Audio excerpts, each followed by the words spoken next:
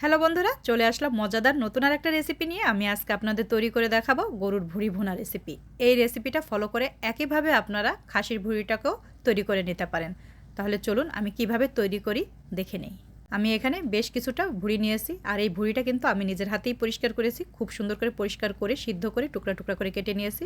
ছোট বড় আপনাদের পছন্দ অনুযায়ী আপনারা টুকরা করে নেবেন। আমি এই সাইজ করে টুকরা করে নিয়েছি। এখন এটাকে আমি রান্না করে নিব। চলুন তাহলে শুরু করে দিই রান্না। আমি চুলায় কড়াই বসিয়ে দিয়েছি, দিয়ে দিব বেশ কিছুটা তেল, কারণ ভুঁড়ির ভিতরে ওরকম তেল নেই। আমি সব তেলগুলো সব ফেলে দিয়েছি, আর এর জন্য একটু পরিমাণে বেশি তেল লাগবে। দিয়ে দিব দারুচিনি, এলাচ, লবঙ্গ, তেজপাতা আর কিছুটা গোলমরিচ দিয়ে আমি একটু তেলের ভিতরে মশলাটাকে একটু ভেজে নিব। এখন আমি এখানে দিয়ে দিব বেশ কিছুটা পেঁয়াজ কুচি। বেশি করে একটু পেঁয়াজ কুচি দিলে কি হয়, যখন আপনি ভুঁড়িটা ভুনা হবে যখন লাস্টের দিকে, তখন দেখবেন একটা মাখা মাখা ভাব হবে, খুব সুন্দর লাগে খেতে। এজন্য আমি পরিমাণে একটু বেশি পেঁয়াজ কুচি দিয়ে দিলাম। এখন পেঁয়াজটাকে মশলার সাথে একটু ভেজে নিব। গরুর ভুঁড়িটা আমি কিভাবে পরিষ্কার করেছি সেটাও আপনাদের সাথে একসময় শেয়ার করব। আর এই গরুর ভুঁড়িটা কিন্তু আমরা সবাই কয়েকজন মিলে, বাঙালিরা মিলে গরু জবাই দিয়ে সেখান থেকে এই ভুঁড়িটা নিয়ে আসি। মাংসটাও আমরা ওইখান থেকে আনি। দিয়ে দেব এখন আদা বাটা। এখানে 2 টেবিল চামচ পরিমাণ আদা বাটা দিব, আর 1.5 টেবিল চামচ পরিমাণ রসুন বাটা দিব। আদাটা একটু পরিমাণে বেশি দিলাম। এখন আমি এই মশলাটাকে আবার একটু ভেজে নিব, আদা রসুনটাকে, যাতে আদা রসুনের কাঁচা গন্ধটা চলে যায়। মশলাটাও কিন্তু একটু বেশি লাগে ভুঁড়ির ভিতরে। দিয়ে দিব একটু মরিচের গুঁড়া। মরিচ আপনারা যে যেরকম পছন্দ করেন সেই অনুযায়ী দেবেন। আমার বাসায় মরিচ খুব কম খাওয়া হয়, এজন্য একটু মরিচ কমই দিলাম। শুকনো মরিচের গুঁড়াটা দিয়ে দিলাম, আর শুকনো মরিচের গুঁড়াটা তেলের ভিতরে দিলে একটু কালারটা খুব সুন্দর হয় তরকারির, এজন্য দিয়ে দিলাম। দিয়ে দিব এখন জিরার গুঁড়া। এখানে 2 টেবিল চামচ পরিমাণ জিরার গুঁড়া দিয়ে দিব। দিয়ে দিব ধনিয়া গুঁড়া 2 টেবিল চামচ, পরিমাণ মতো দিয়ে দিব হলুদ, পরিমাণ মতো দিয়ে দিব লবণ। মশলাটা কি পরিমাণ ভুঁড়ি রান্না করবেন সে অনুযায়ী দেবেন। পরিমাণ মতো লবণ দিয়ে দিলাম। দিয়ে এখন মশলাটাকে একটু কষিয়ে নিব। এখানে যেহেতু গুঁড়া মশলা আছে, এর জন্য এখানে আমি একটু পানি দিয়ে দেব। এখন পানি দিয়ে আমি মশলাটাকে খুব সুন্দর করে কষিয়ে নিব। পানি দিয়ে দিলাম। খুব সুন্দর করে মশলাটাকে কষিয়ে নিতে হবে।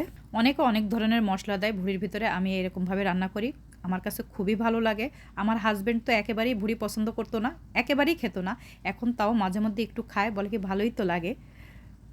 অনেকের কাছে কিন্তু ভুঁড়ি রান্না করলে গন্ধ লাগে, আমি যেভাবে রান্না করতেছি একটুও গন্ধ লাগবে না। আর ভুঁড়ি পরিষ্কার করার ভিতরেও কিন্তু অনেক হয়, পরিষ্কার যদি ভালোভাবে না করা হয় সেই ভুঁড়ি থেকে কিন্তু গন্ধ আসে।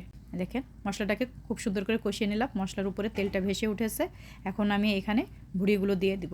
ভুঁড়িটাকে পরিষ্কার করে ভালোভাবে ধুয়ে নিতে হয়, অনেকবার ধুয়ে নিতে হয় গরম পানি দিয়ে, তাহলে দেখবেন সেই ভুঁড়ি থেকে কিন্তু আর গন্ধ আসবে না। আপনি যখন তখন রান্না করলেও সেই ভুঁড়ির থেকে কোনো গন্ধ আসবে না, খুবই ভালো লাগবে খেতে। ভুঁড়ি পরিষ্কার করার উপরে কিন্তু অনেক কিছু নির্ভর করে। এখন এটাকে খুব সুন্দর করে নেড়ে চেড়ে আমি মশলাগুলো ভুঁড়ির সাথে মিশিয়ে নিব।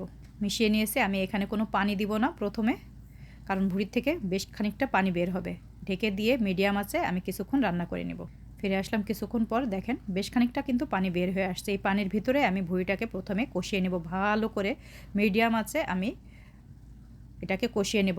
চুলার আঁচটা কিন্তু হাই ফ্লেমে দেবেন না, তাহলে পানিগুলো খুব তাড়াতাড়ি শুকিয়ে যাবে আর ভুঁড়িগুলো কিন্তু সিদ্ধ হবে না। আর ভুঁড়ি কিন্তু সিদ্ধ হতে অনেকটা সময় লাগে, গরুর মাংস সিদ্ধ হওয়ার থেকেও কমপক্ষে 20 থেকে 30 মিনিট কিন্তু আরও বেশি টাইম লাগে ভুঁড়িটা নরম হতে। এর জন্য এটাকে আমি আবার এখন ঢেকে দিয়ে আবার কিছুক্ষণ রান্না করে নিব। ফিরে আসলাম কিছুক্ষণ পর, দেখেন পানিটা কিন্তু শুকিয়ে আসছে। এর মাঝে মধ্যে কিন্তু আমি ঢাকনাটা তুলে তুলে নেড়ে দিয়েছি, তা না হলে কিন্তু নিচে লেগে যাবে, পুড়ে যাবে ভুঁড়িগুলো। এর জন্য মাঝে মধ্যেই আমি ঢাকনাটা তুলে তুলে নেড়ে দিয়েছি। পানিগুলো সব শুকিয়ে গিয়েছে। এখন আমি এখানে বেশ খানিকটা পানি দিয়ে দেব। পানিটা দেবো কিন্তু গরম পানি, ঠান্ডা পানি দিব না আমি, গরম পানি দিয়ে দিলাম। আর পানিটা এমন পরিমাণ দেবেন যাতে ভুঁড়িগুলো সব পানির নিচে থাকে। বেশ অনেকটা পানি আমি দিয়ে দিলাম। এখন এটাকে ঢেকে দিয়ে আমি আধা ঘন্টার মতো রান্না করে নেব। মাঝে মধ্যে কিন্তু ঢাকনাটা তুলে তুলে আবার একটু নেড়ে দিতে হবে, নাহলে কিন্তু নিচে লেগে যায়। আর চুলার আঁচটা কিন্তু মিডিয়াম রাখতে হবে, আমি বারবার বলতেছি মিডিয়াম আঁচে রেখে কিন্তু আমরা এটাকে রান্না করে নেব আধা ঘন্টার মতো। মাঝে মধ্যে আবার ঢাকনাটা তুলে একটু নেড়ে দিব। এই যে একটু নেড়ে দিচ্ছি আমি, এভাবে মাঝে মধ্যেই একটু নেড়ে দিবেন। ফিরে আসবো আবার ঢেকে দিয়ে কিছুক্ষণ পর। এই দেখেন ফিরে আসলাম।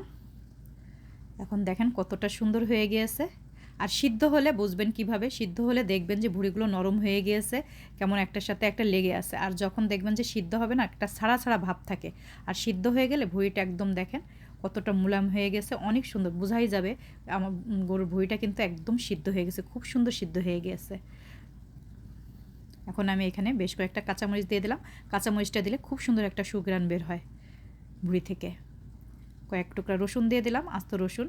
এটা অপশনাল, আপনারা চাইলে দিতেও পারেন, নাও দিতে পারেন। আমার কাছে ভালো লাগে, এর জন্য আমি দিয়ে দিলাম। রসুনটা আমি দিই গরুর মাংস, মুরগির মাংসের ভিতরে আমি আস্ত রসুনও দিয়ে দিই, আমার কাছে রসুনটা খুব ভালো লাগে। এখন আমি এখানে দিয়ে দিব গরম মশলার গুঁড়া। গরম মশলার গুঁড়ার ভিতরে শুধু এলাচ আর দারচিনিটা আছে এখানে, আর কোনো মশলা আমি এখানে দিলাম না। অনেকে তো অনেক ধরনের মশলা দেয়, আমি আসলে গরুর ভুঁড়ির ভিতরে অত মশলা দিই না। আমার কাছে মনে হয় যে গরুর ভুঁড়ির সেন্টটা অন্যরকম হয়ে যায়। দিয়ে দিলাম ভাজা জিরার গুঁড়া, দিয়ে এটাকে আবার আমি নেড়ে চেড়ে এটাকে 10 মিনিটের জন্য আবার একদম লো আঁচে আমি দমে রেখে দেব। তাহলে বাদ বাকি যতটুক সিদ্ধ হতে বাকি আছে সেটাও সিদ্ধ হয়ে যাবে। আর অবশ্যই লবণটা দেখবেন কি পরিমাণ লবণ হয়েছে। যদি লবণ লাগে অবশ্যই আপনারা একটু লবণ দিয়ে নেবেন। ঢেকে দেব, ঢেকে দিয়ে ফিরে আসব আবার 10 মিনিট পর। একদম লো আঁচে রেখে দেবো কিন্তু। ঢেকে দিলাম, এই দেখেন কতটা সুন্দর হয়ে গিয়েছে না, মাশাআল্লাহ অনেক সুন্দর হয়ে গেছে। তেলগুলো উপরে ভেসে উঠেছে। আসলে এই গরুর ভুঁড়িটা কিন্তু অসাধারণ লাগে খেতে। আপনারাও তৈরি করে দেখবেন, যদি ভালো লাগে অবশ্যই কমেন্ট করে জানাবেন।